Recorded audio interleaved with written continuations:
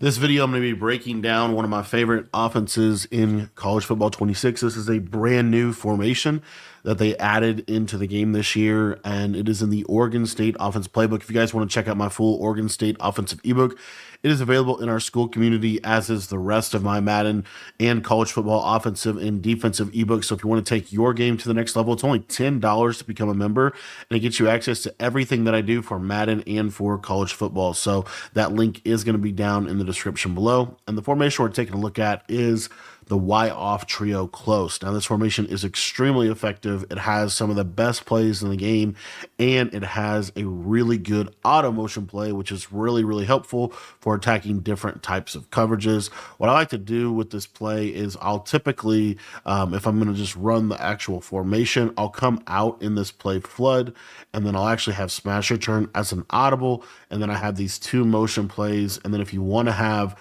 a bubble screen, a trap. They have a lot of really good runs in here. The outside zone's actually pretty good, but they also have a motion inside zone. So the cool part about it is everything looks the same in this little scheme here. So I'm going to give you some combos today that I think are really effective, starting with the play flood. So the play flood is really cool because it's very quick snappable. The first setup that I like to run is I just streak my tight end, and I'm going to snap the ball pretty quick here. And what you're going to see is I'm going to be looking for this corner route over here on the right side. The corner route, what you can also do with it that I forgot to say, is you could stem it down all the way, and then you could potentially get this a little bit more open against a cover four type coverage. As you see there, we're able to kind of get a little bit more bend on the corner route against the cover four. The main purpose for this is if they are going to hard flat, a lot of times what happens is this hard flat will kind of just really get out of the way, and then you're able to hit this, provided we don't throw the ball into the third row.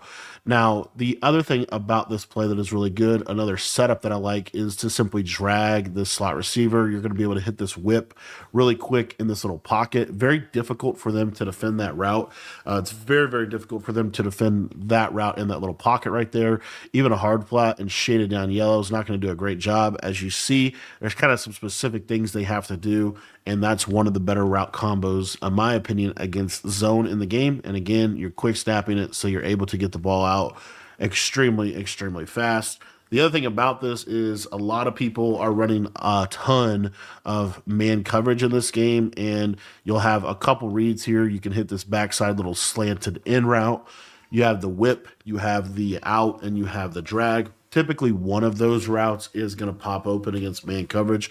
The way man coverage kind of works in this game is you're going to need to have multiple man beating routes on the same play. If you don't, there's not a ton of great consistency and said like this route's always going to beat man, but overall the play does a good job of beating man coverage. So those are some of my favorite combos out of this. You could literally just snap the ball. Like you don't have to do anything too crazy. You could straight up just snap this thing, and it's going to be pretty decent for you because again, that whip route just gets in such a soft spot, and then the backside in route also gets in kind of a soft spot against the defense once they overcommit to the corner route or anything like that. So again, this is just a super simple quick snap type play and able to break down coverages in a variety of different ways. Now, another setup that I really, really like out of this formation is going to be the smash return, and the smash return play has a lot of versatility within it. Literally, all you have to do to run this play effectively, what I like to do is just stem R1 all the way up. You're going to see what that does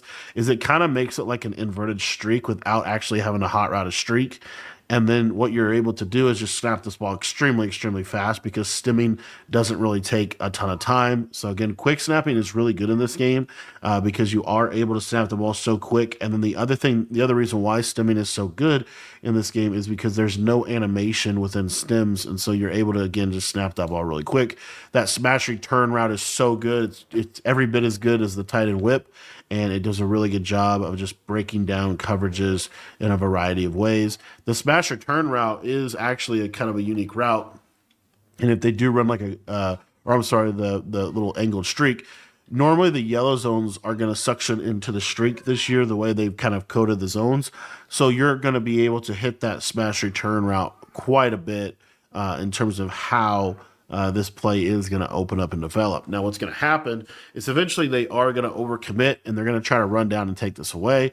When they start to do that, you're able to hit this in route in behind the yellow zones, as you see, because we have that streak kind of clearing out the space to be able to hit that route. So that is one of the many setups of smash return. Obviously, you can kind of go a little crazy with this. A lot of versatility within the play.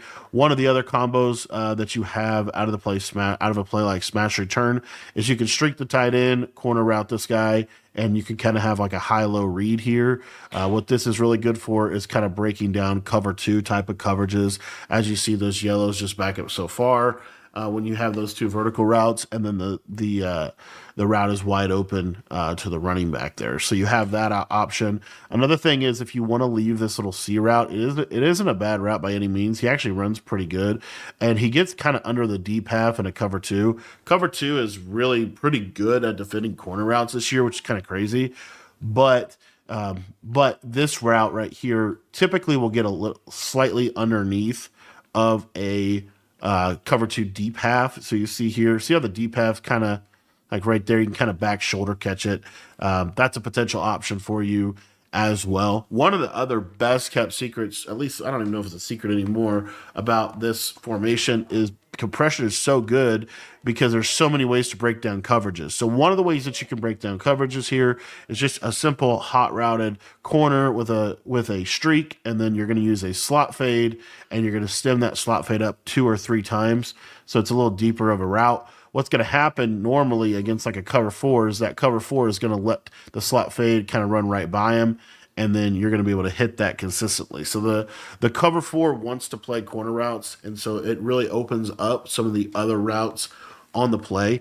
You could also, you could also do this from the outside right receiver here.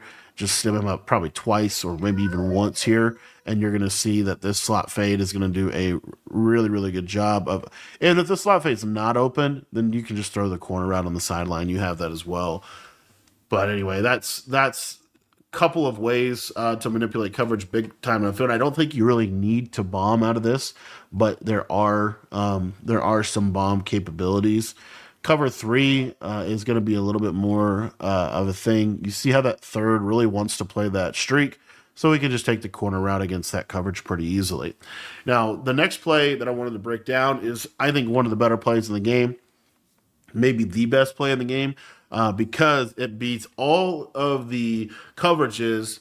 Specifically, it destroys cover 2. So I'm going to put a cloud here on the left side, and this is the motion play, motion mesh rail. The setup for this is you're going to streak the solo receiver, and you're going to crosser the left side receiver. And what you're going to see here is that this motion kind of cheat wheel is going to get over the top of a cover 2, which is really, really good. And I should have waited on that just a little bit more. Most routes in this game really struggle to get over the top of a cover 2. Cover 2 is a pretty safe coverage this year. It's pretty good coverage. And so you need something like this in your playbook, because this will actually get over the top of cover 2. You'll see eventually he'll just kind of run right by him. I don't know. Maybe he won't. Maybe we're just matching, I guess, today. I guess if it's a soft spot, we're matching. That's also why it's important to have a tight end drag. So if you want to, the mesh route will sometimes stop against zone.